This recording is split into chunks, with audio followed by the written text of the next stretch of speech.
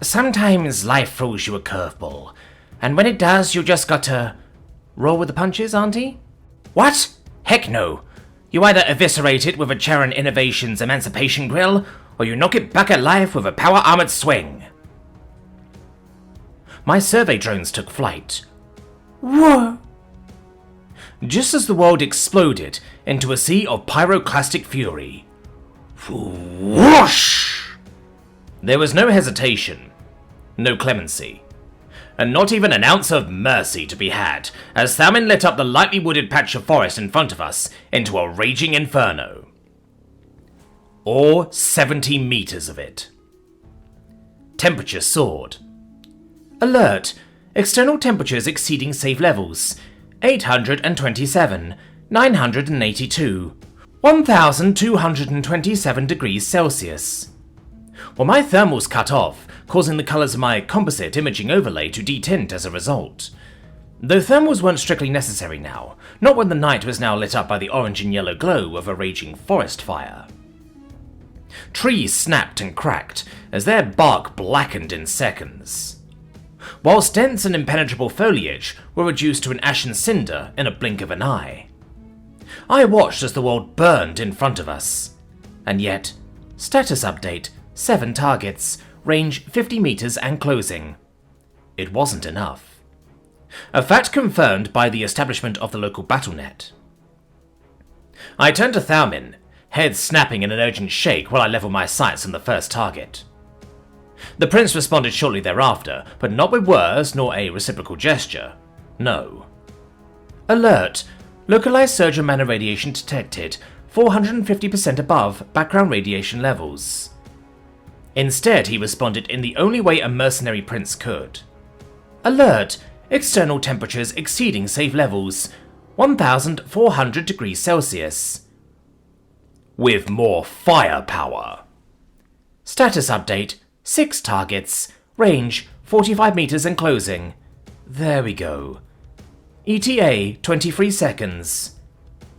My turn. Thalmin. I thought I had more discipline. I assumed I'd be immune to this draw to novelty. But I wasn't. My eyes were inexplicably drawn to the motions of Emma's hands, her index finger remaining unflinchingly still behind the trigger to this alien construct of steel and mannerless alchemics. I knew exactly what would happen when her finger was drawn. Indeed, it was the alienness of the mannerless machinations that would follow that put me on edge. It was unlike the dueling of a mage, where mana fields could be read, and enchanted weapons could be anticipated. This dynamicity of mana sense was key to the perception of a battlefield, as the flow, direction, or even misdirection and masking of both mana fields and auras were both quintessential aspects of both the martial arts and the art of warfare. None of that was present here, neither in the warrior or her weapon. And yet, her weapon held the capabilities comparable only to those of enchanted make. It was as jarring to see as it was nerve-wracking to fight alongside, perhaps even more so than on that fateful encounter with the Null. For it was one thing to see and grapple with the capabilities of a weapon, but another thing entirely to comprehend the mechanisms that skulked beneath its unassuming surface. I tried focusing on the creatures approaching us as I let loose both flame and lightning. Bang! Before thunder quickly followed. I felt a disturbance in the local mana streams immediately following that, likely confirming her kill. Though it quickly became clear to me that this was merely the start to a thunderstorm. As shot, bang! After shot, bang! After shot, bang!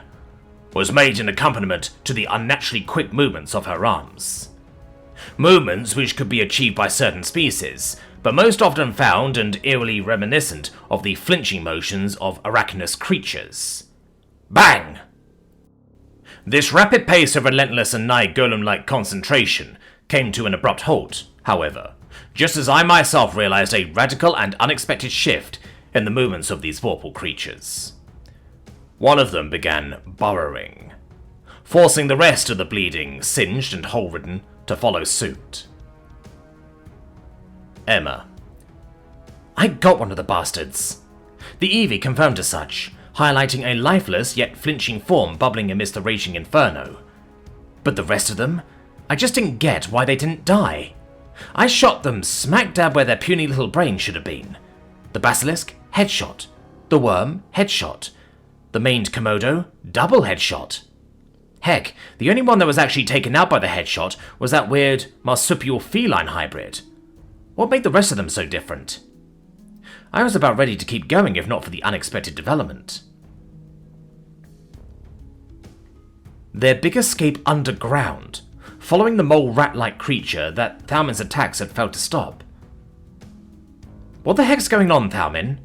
I turned to the mercenary prince, who looked at me with the same expression of bewilderment I had beneath the helmet. This is something I haven't yet encountered, Emma, he acknowledged. I have no clue if it's fleeing or... Alert! Local seismic activity detected. Wait! I stopped Thalmin in his tracks as the Eevee began pulling up local vibration readings, and I quickly put two and two together. It's doing something underground. It began with a tremble, then a grinding shriek. Whack! Jump! At which point the earth suddenly peeled open. Soil, rock, and even flaming foliage was sucked into the split earth, the entire ground beneath us opening up like the lid of a predator's jaw. We both landed 10 meters from the epicenter of the gaping sinkhole. But before we could even catch our breath, crack! Something exploded from underneath the upturned dirt. Dust, debris, and the smoke of snuffed-out flames temporarily obscured our vision. Though it was clear from Thalmin's expression, and the outline the Eevee drew around this creature from the composite sensor readings, that we both saw what had just emerged. Still riddled in bullet holes, singed from fire and burned by electrocution, was the creature. Singular, not plural. Indeed, this reforged chimera towered over us, its mole-rat head leering over us both, while its limbs writhed, flinched, and swayed ominously towards us. The mini-worm and the anglerfish-faced basilisk made up the bulk of its lower half, whilst his upper torso consisted of what was formerly some sort of a lion and the frilled Komodo dragon. The weird uniformity of his grey and mottled scaly skin made sense now. Indeed, its lack of eyes, save for the beady little things at its mole-rat head, now made so much more sense. I think it's a Vorpal chimera, Thalmin uttered darkly, as he readied himself for another attack. A what now? I shot back. Though those were the last words I managed out, before the beast surged forwards with a deafening screech. Sir Lysia of Armand. At first, there was only darkness. Now there was light. Light so strong that it pierced through the cracks and gaps between the wooden seams of the cart. The world had erupted into a blazing inferno by the wrath not of the gods, but of mortals and men who had taken their places. Nobility. Yet that wrath was tested, tempted, and horrifyingly tempered by the beast of the forest. As it stood there now, grotesque and defiant, slimy and slithering, was paradoxically singed by the flames of the knightly prince. I understood not what the Blue Knight had done to it, for it felt like much of nothing had been done at all. However, before I had a chance to truly process the past few minutes, the beast bellowed out an infernal screech. My heart raced as my insides twisted. The bassy and warbly undertones of that deathly roar reverberated through my gut with a nauseating tremble. The world around me spun as I struggled to hold in my dinner. However, no sooner was that war cry uttered did the beast strike. Its right side, consisting of a lion's paw and a basilisk's maw, extended outwards, growing like the heads of a hydra, and then jutting out faster than an arrow in flight towards the Lupanor. Claw and scale struck Manasteel with a clang, pushing the prince back with a force deadly to any commoner as he landed with a sickening crunch against the sapling of a tree. Meanwhile, his left side, particularly the worm-like worm, attempted to outright subsume the Blue Knight. I watched him bated breath as it lunged with its maw split open, poised to consume the knight. Thud! Only to find dirt in his maw as it slammed into the upturned soil where the Blue Knight had just stood. For despite her lackluster offensive abilities, The Blue Knight seemed more than capable of feats of acrobatics and agility that seemed impossible in her heavy-set armor. Each attempt at the worm's gaping maw was met with flips, somersaults, rolls, and even kicks, powerful enough to outright knock both teeth and tongue from its circular cathedral of flesh and fang. Indeed, this seemed to frustrate the head of the beast, as despite being locked in a battle from both sides, his mole rat head seemed utterly transfixed on her movements, as if attempting to read her in order to anticipate her motions. This lapse in awareness would be its undoing, however. I watched with great elation as the knightly prince moved forwards with a great sword for a swift and deadly blow. Emma. Thalmin knew what it was, which meant he knew how to kill it. I just needed to buy him time for a clean strike. Its attention was clearly capable of being divided between its 5 distinct heads, or at least whatever remained of its brains after it had fused. However, annoyance could go a long way, and there was clearly a threshold as to just how much processing power this thing could churn out. And so, I began my song and dance, my tango with this amalgamation of an abomination. I dodged where I could, ducked when it fit, and most satisfyingly of all, kicked when the opportunity arose. The Eevee's predictive analytics helped immensely in that latter part. The oomph of reinforced composite landing a solid kick against flesh and bone was as gut-churning as it was satisfying. That kick, however, was seen to be my last, as Thalmin was quick to get back up, lengthening his sword to its greatest extent, and then charging. What transpired next felt like it was pulled straight out of a video game, as time itself slowed to a crawl right at the moment Thalmin's blade made contact with the flesh of the beast. It looked like there was barely any resistance. Indeed, this was the definition of a hot knife through butter. There wasn't even the typical crunch of bone you'd expect, as the blade cut clean through its center before emerging on the other side, barely losing any momentum at all. Which just didn't sit right with me. The mercenary prince even managed to do a slick follow-through motion, planting his sword triumphantly in the dirt as he landed next to me in a ninja-like crouch, craning his head back to watch as the chimera slid apart into 2 clean halves, split straight through the middle. Thud! Silence dominated the air following that, as both Thalmin and I turned to stare at each other in equal measures of shock and confusion. That should do it. A Vorpal Chimera is typically strongest, yet paradoxically most vulnerable when it's fully formed. A clean cut, dividing up its constituent parts into halves, should be enough to break whatever magics was keeping it together. The same magics keeping it alive.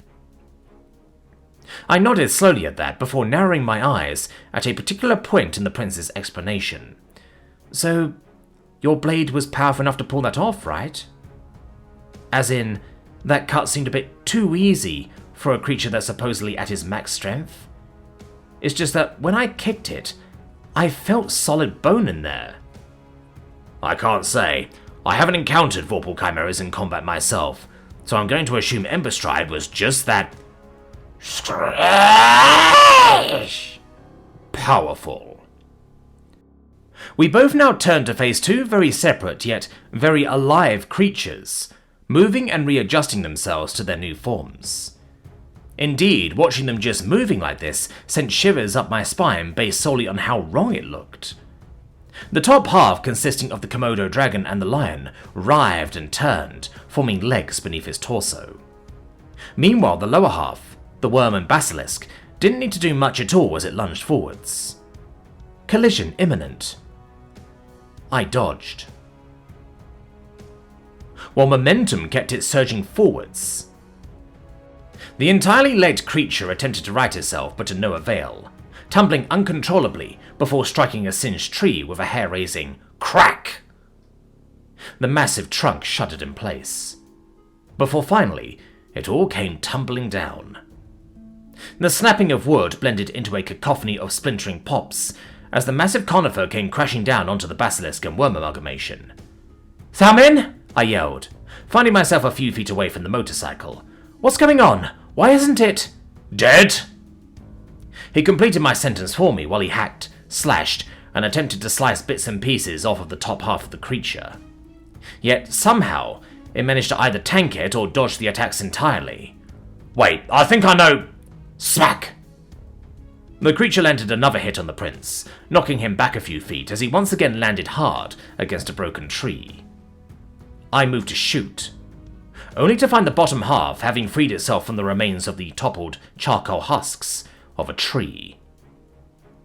Seconds stretched into minutes, as my mind considered the next best course of action, of which 2 large paths lay ahead of me: the railgun and the laser. Overkill is good, but overkill also implies overpenetration. I recall both Captain Lee and Auntie Rand's words, which, when given the context of the situation, with the town behind us and small flickering lights occasionally popping in and out on the trail, meant that I couldn't take that risk. Improvise. I immediately moved to the traveller maintenance kit strapped to the V4C, at which point a small smile grew across my face. The creature rushed forwards, while I reached for an unassuming repair tool. With a flick and a quick override of safety protocols, I aimed the welding torch at the creature and squeezed the trigger. Click. Zzz. A solid rod of superheated plasma emerged from the humble mechanics tool in what was known in most circles as a dumb but oftentimes entertaining stunt, as its appearance and effect were strikingly similar to that of a certain photon saber wielded by sci-fi monk knights. The creature, perhaps finally mindful of the dangers of flame, halted its advance half a second after it realized what I just whipped out. But it was too late. Momentum drove it forwards towards my improvised photon saber as it singed, then sliced itself clean in half. At which point it immediately retreated, scurrying back into the open debris field and shielding itself from both the improvised photon blade and pistol. Its upper half seemed to have felt the same development as it disengaged from the hectic fight with Thalmin in order to regroup, diving deep into one of the many open pits before scurrying deep back underground. We both followed suit, chasing it as Thalmin turned towards me with an urgent expression. "It's not just any vorpal chimera, it's some sort of a..." He sniffed the air urgently, closing and clenching his eyes as if to double-check his findings. "Hydra. It's some sort of a hydra, Emma. They all carry the scent of it." He sniffed the air again, shaking his head as he did so. "Right, okay. Where the hell do we need to shoot it to kill it then?" "There's typically a leader, a prime head where his enchantments and magics are derived. This is why our strikes continue to be ineffective. We aren't just fighting a chimera, we are actually fighting a sort of amalgamation." "I count 4 creatures I shot. 1 died while the other 3 didn't," I explained. "The mole rat," Thalmin concluded. "The mole rat must be the prime. Burning and electrocuting the creature was clearly ineffective. I should have just crushed it when I had the chance." "Hindsight's 20/20, Thalmin. We'll just..." The ground rumbled once again, as the creature quite literally leaped out of the ground, with legs I hadn't yet seen. The legs of a frickin' marsupial. So the thing didn't die, after all? Of course it didn't. It didn't fit the logic. My train of thought stopped as I saw the creature's target. The wagon! Time once again slowed to a crawl as I sprinted in the direction of the father-son duo, my hand gripping the lunar pistol tightly as I leveled it just as the creature smashed into the side of the wagon. Maybe it was hungry. Maybe it was smart enough to know how to retrieve a hostage. But none of that mattered. Not especially when the screams started. "Blue Knight, help!" I didn't need to hear the rest of that. In fact, I reacted before the kid had even had the chance to yell out. "Brace!" was all I said. "Affirmative. Wrist joints locked," came the Eevee's reply. As with a flick of a finger, full auto, I unleashed the full might of Luna upon the chimera's face. The world stood still, as the roars, caws, cries, and guttural screeches of the vorpal chimera were silenced. Neither a whine nor a whimper was heard, not even a gargle or snarl. For the whole world now stood at attention, in the face of 25 rounds being discharged in a single burst of fury.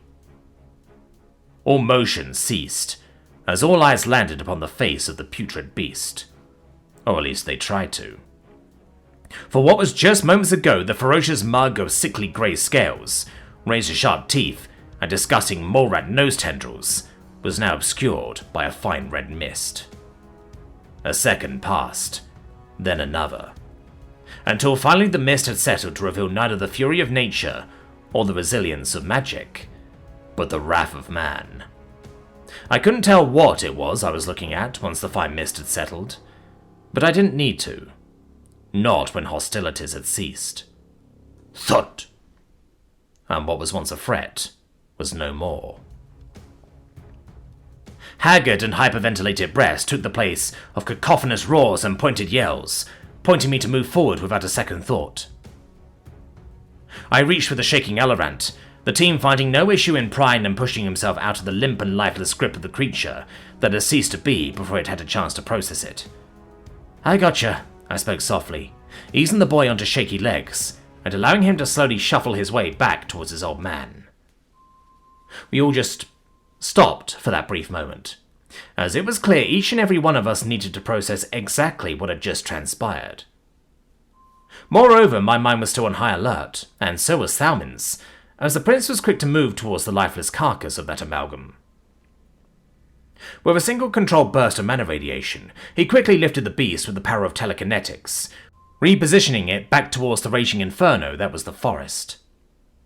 From there, he outstretched both hands, humming something soft within his throat, and letting loose a fiery fury that matched and even outpaced the sheer heat of my welding torch.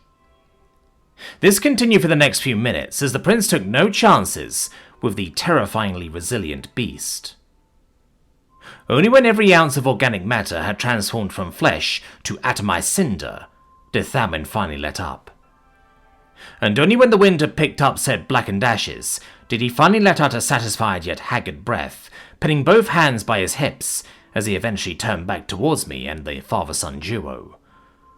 I think we're finished, he acknowledged, before moving towards the forest some more, taking a quick moment to extinguish the flames before they spread any further. There he seemed to focus on something else, as his feet kicked at something creature-like on the forest floor. Was that the one you managed to kill first? I asked. Yeah, and I think I get it now. Fire weakens them, as with any chimera. However, they can't die unless their prime is eliminated, like a hydra. My focused attack on this particular beast knocked it out for the whole fight, while the feline marsupial you took out managed to recover in the time between your shot and the tail end of the battle. Right, I acknowledged. So, is this sort of thing... I trailed off, turning to the father-son duo, before turning back to Thalmin. Common? No. Both Thalmin and Silesia responded right about the same time, as the elven commoner dipped his head in silence, allowing Thalmin to continue first. Vorpal chimeras are vorpal chimeras. Hydras are hydras. Conjoining the traits of the former with the creatures that comprise of the latter is not just uncommon, it's practically unheard of outside of very niche circumstances, the prince acknowledged with a sigh. Circumstances like the Nexus? I asked, prompting Silesia to answer nervously. I have neither heard nor encountered such a threat on the roads before, Sir Knight, he responded. You wouldn't have, Thalmin chimed in. I've only heard of such specific combinations being created by fleshcrafters, and made only to supply the armies of the Crownlands. Make no mistake, they're monstrosities through and through, but as you saw from that skirmish, they're highly effective beasts that will be an asset to any army. Depends on how easy it is to craft them, I guess, I offered with a shrug. Again, all wars are won through logistics and production. So if this thing is bespoke, artisanal, or made to order, I doubt it'll be able to match up against a competent polity with industrial bases with the capacity to produce effective counters to the thing.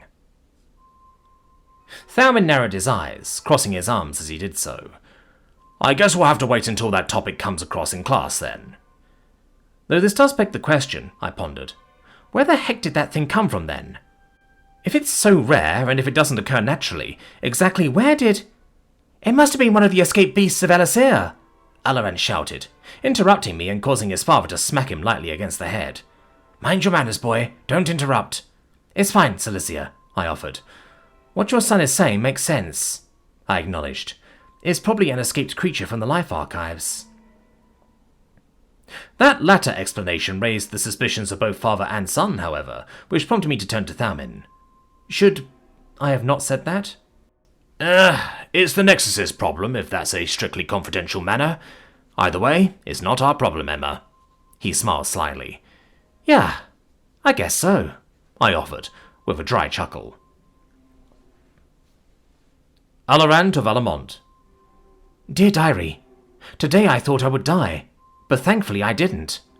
I was saved by a knight in blue, a noble of Earthrealm. I don't know where Earthrealm is. I think it's a new realm. But how can a new realmer defeat the dreaded Vorpal Chimera? It just doesn't make sense, right? Having a prince of Havenbrock realm probably helped to even out the odds, but it was she that slew the beast. I thought she would be weak at first. Father saw it too, when her enchanted thunderbow did nothing at first. But as grandmother always says, every enchantment and spell is but the tip of a dragon's tail. Her thunderbow wasn't just a tool to ward off beasts by sound, it also had the ability to kill using sound. The sound that it made to kill the beast was unlike anything I'd ever heard. It sounded like angry bees. A bunch of angry bees, all flying past me with a crack of thunder and the power of an explosion. I know it sounds crazy, but that's because it was. More than that, it was loud. It was so loud enough that my ears were about to shatter, loud enough that my ears are still ringing, but it was also loud enough that the beast's head exploded right off its shoulders. I thought enchanted weapons like that only existed in good adjacent realms, or here in the Nexus. Maybe Earthrealm is one of the better adjacent realms. I don't know. But what I do know is that I made a friend today, and that friend was also my hero. I'm going to bed now. Tomorrow we will part ways, but hopefully we will see her again. I have so many things to ask her about her life and her realm. I wish we just had more time. Emma. It had taken no time at all for Alorant to conk out. Apparently the kid's nerves were so frayed that he managed to fall asleep rather quickly in his wagon. We managed to re-establish camp soon after that, as Thalmin did his best to repair the damage done to the forests, tamping the dirt beneath our local area to the point where we could at least pitch up tents again. Following which, we eventually huddled around the warmth of the fire. Not that I needed it, of course, but it was just nice to experience something cozy following that dramatic turn of events. Blue Knight, Silesia began, pausing to take a long swig from his flask. Thank you for everything. For sparing us on the road, for putting up with my son's foolish antics, and for risking your lives for us tonight. He bowed deeply, eyes glinting in the light of the campfire. I have neither the coin nor the capacity to repay such a debt. All I can give you is my word that both my son and I now owe Prince Havenbrock and you a life debt. Hey, I interrupted, reaching over to grab the man's shoulder. It's all right, Silesia. Seriously. We were in the line of fire too, you know. So again, don't worry about it. The elf's features shifted to that of confusion, thoughtfulness, before landing once again on an expression of perplexity. My heart still stands where my intent was made, Blue Knight. We both owe you a life debt. So whenever you feel the desire, you may call on us to repay our dues. I let out a small sigh at that, smiling softly beneath my helmet as Thalmin nodded in my stead. We acknowledge this and appreciate the sentiments made, Master Silesia of Almont. He spoke in his signature gruff yet regal cadence, prompting the man to bow in response. Silence. A calm silence this time around finally took hold, as we all just stared into the fire listlessly, drinking, eating, and simply enjoying the peace following the attack. It would be Silesia, however, to finally interrupt after about half an hour. His eyes grew weary with both exhaustion and alcohol. You know, we weren't really expecting to ever return to this sort of life, he spoke, his eyes staring deep into the fire in front of us. You mean being independent carters or something? I offered with sympathy. You mentioned something about being hired by a noble company or something before that, right? Judging from what Alorant and those kids were saying, I'm assuming that was a much better career path than what you're currently forced into. Yes, the elf nodded warily. We were given the honor of joining a noble shipping house, with the promise that after a period of trial and temperance, we'd be given the opportunity for a permanent position within his house proper. This was fated to be a fundamental shift in our livelihoods, an elevation in our status that I made clear to my son, for better or for worse. He shifted in place, his eyes darting around as if to gauge whether or not to continue. Eventually, however, he did, following a long and sullen exhale. "Because it wasn't meant to be. I was in my last week of trial and temperance when my lord inexplicably passed. What followed was his shipping house being tugged and pulled every which way by his surviving family. Of course, his eldest child is due to receive the reins, but because of this sudden upheaval, anyone caught outside of permanent contracts is disavowed from any further movement." Thamin raised a brow at this, quickly directing some follow-up questions to the elf. "What? Do they consider anyone outside of permanent contracts untenable or some such?" "It is the tradition of Crownland inheritance that the house is inherited as a permanent unit. Any transient contracts or working contracts are to either be reviewed individually or dismissed entirely while the process of inheritance takes place. My lord's estate seems to have gone in the latter direction," Silesia answered darkly. A silence quickly formed following that answer, as only the crackling of flames and the boiling of the mysterious brew in the middle interrupted the utterly empty vacuum that had formed. "I'm sorry, Silesia," I finally managed out. "If it's any consolation, I think you're making the best of this situation by moving forward. You're doing the best you can given the unexpected turn of events." "Aye, but I don't consider myself free from the shame of social upheaval," he sighed. "I taught my son to live beyond his social means before we were even settled in our new class. That's part of the reason why he brought you along to meet his former friends. He wished to reassert his place in the hierarchy, and for that I once again apologize in his behalf." I took a moment to slowly nod at that, as I tried my best to grapple with the whole saving face aspect of society that Thasia had mentioned from day one. I just never thought it'd also be something commoners would be worried about as well. "It's all right, Silesia," I managed out. "The fact you're even acknowledging that means you're already a cut above most." I spoke warmly and from the heart, attempting to steer the conversation towards brighter pastures. "I appreciate that, Blue Knight. Thank you." He dipped his head in my direction. "Don't mention it, and really, you don't need to be thanking me. I'm just a stranger who happened to cross paths with you today," I offered. "A stranger who got my son out of a social mess, and me out of a monetary one," he responded darkly. "And of course a stranger who saved both of our skins from certain death." "Yeah, well, I'm happy to help," I chuckled awkwardly. Thamin promptly sat down following that exchange, refusing the elf's mystery brew in lieu of the liquor in his own flask. "So, who exactly was this noble anyways? Nexian elves don't often die without a huge fuss, so who's this big shot if you don't mind me asking?" "Ah, of course. I should have started off with that actually," Silesia acknowledged with a forced smile. "His name, Majesty rest his soul, was Lord Lartia,